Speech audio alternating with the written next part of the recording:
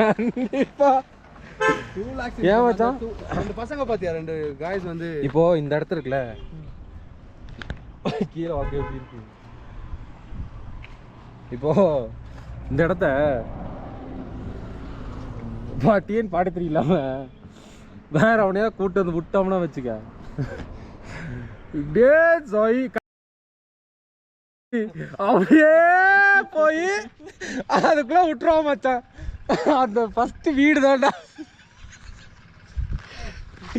ஏன் தெரியுமா, ரோடு அப்படி இருக்கும், கீழே பார்க்கறதுக்கு தான் எதுவுமே தெரியல, பக்கத்துல போய் பார்த்தா தான் தெரியும். அம்மா